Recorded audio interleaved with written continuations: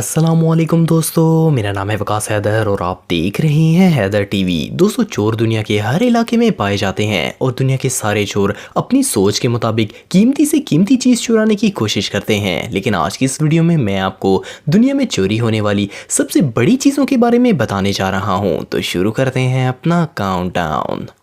Subscribe करें Haider TV को और बेल आइकन को दबाएं इंफॉर्मेटिव वीडियो सबसे पहले देखने के लिए।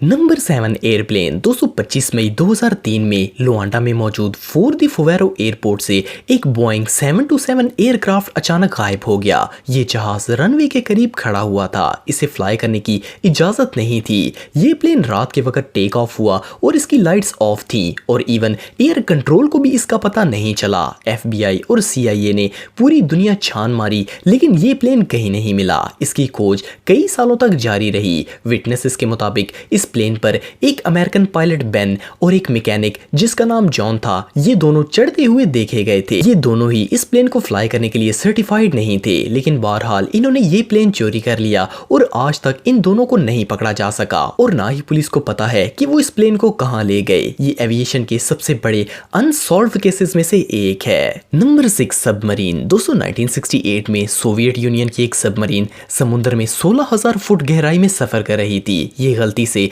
अमेरिका की हदूद में आ गए थे और पैसिफिक ओशन में हवाई के नजदीक फंस गए। इस वक्त रशिया के पास ऐसी कोई टेक्नोलॉजी नहीं थी जिससे वो इसे ट्रैक कर सकते, लेकिन अमेरिकन नेवी को इसका पता चल गया। अमेरिका ने इस मौके का फायदा उठाया और CIA को हायर करके इस सबमरीन को चोरी करने का प्लान बनाया। इनका मानना था कि रशियन सबमरीन में इन्हें सीक्रेट डॉक्यूमेंट्स मिलेंगे जिनसे इन्हें रशियन मिलिट्री की इंफॉर्मेशन मिलेगी। इन्होंने शिप पर एक जायंट क्रेन के जरिए वो सबमरीन बाहर निकाल ली। अफसोस, इस प्रोसेस में सबमरीन टूट गई, लेकिन फिर भी जो हिस्सा इन्होंने निकाला इसमें न्यूक्लियर वारहेड्स थे और इस सबमरीन के क्रू की बॉडीज भी थी। ये चोरी US आर्मी के सबसे बड़े मिलिट्री स्कैम्स में से एक है। Number 5 maple syrup. Maple syrup असल में मीठे पत्तों का अर्क होता है जो कि कनाडा में बनाया जाता है। कनाडा के इलाके क्यूबिक में दुनिया का 77% मैपल सिरप प्रोड्यूस किया जाता है और फिर इसे दुनिया भर में भेजा जाता है। 2011 से 2012 के दौरान 17 लोगों ने मिलकर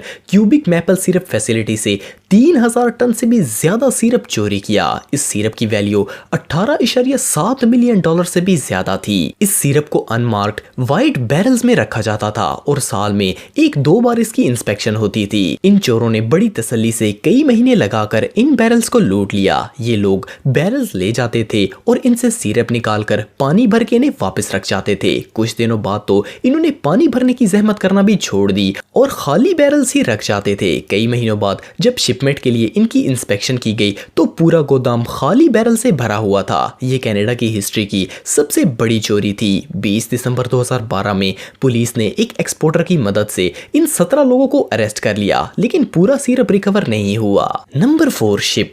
दुनिया के कई चोरों के लिए साइज बहुत मैटर करता है, इसलिए वो छोटी मोटी चीजों को हाथ नहीं डालते। 2017 में सोमालिया के समुद्री डाकुओं ने एक फुल लोड ऑयल शिप पर डाका डाल दिया। इस शिप का नाम एरिस 13 था। असल में इस शिप के कैप्टन ने टाइम और फ्यूल बचाने के लिए स्कॉट्रा गैप वाला शॉर्ट रास्ता इख्तियार किया, जहां पर इन पायरेट्स ने शिप को हाईजैक कर लिया। इन समुद्री डाकुओं के लिए ये एक जैकपॉट था, लेकिन बातों के दौरान कैप्टन ने इन पायरेट्स को बताया कि ये शिप एक सोमाली बिजनेसमैन का है, जिससे ये लोग बहुत डरते थे क्योंकि वो बिजनेसमैन बहुत पावरफुल था। ये बात पता चलने के बाद इन्होंने फौरन शिप और इसके क्रू को आजाद कर दिया। ये हिस्ट्री की सबसे बड़ी शिप रॉबरी थी, लेकिन अफसोस चोरों को कुछ नहीं मिला। Number 3 fighter plane. 1980 में इसराइल का एक मेजर जिसका नाम आर्या यट्जाकी था, इसे फौज ने एक वर्ल्ड वॉर 2 का पुराना जहाज दिया ताकि इसे रिस्टोर करके एयरफोर्स म्यूजियम में रखा जा सके। ये प्लेन को एक गिराज में रिपेयर कर रहा था। रिस्टोर करने के बाद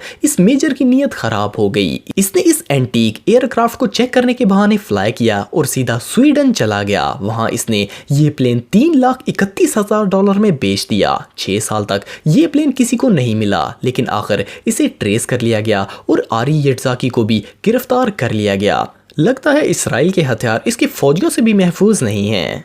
नंबर 2 बिगेस्ट ट्री। दोस्तों चोर नॉर्मली कीमती चीजें चुराते हैं। इनकी कोशिश होती है कि ऐसी चीज चोरी की जाए जो साइज में छोटी और कीमत में बड़ी हो। लेकिन 2012 में वैनकूवर में चोरों ने एक पुराना और बहुत बड़ा रेड सीडर ट्री चोरी कर लिया। इतने बड़े दरख्त को काट कर चोरी करना आसान काम नहीं है। ये दरख्त 800 साल पुराना था और इसकी चौड़ाई 9 फुट थी। इन्होंने ये पूरा दरख्त काटा और इसे चोरी करके ले गए। ये बात पुलिस को अभी भी समझ नहीं आई कि आखिर ये लोग इस बड़े दरख्त को पार्क से लेकर कैसे गए। इतने बड़े दरख्त को ट्रांसपोर्ट करना बच्चों का खेल नहीं है। लेकिन बहरहाल इन चोरों ने इस दरख्त की एक शाख भी नहीं छोड़ी और सब कुछ ले गए। पुलिस को ना तो आज तक चोर मिले और ना ही इस दरख्त की लकड़ी।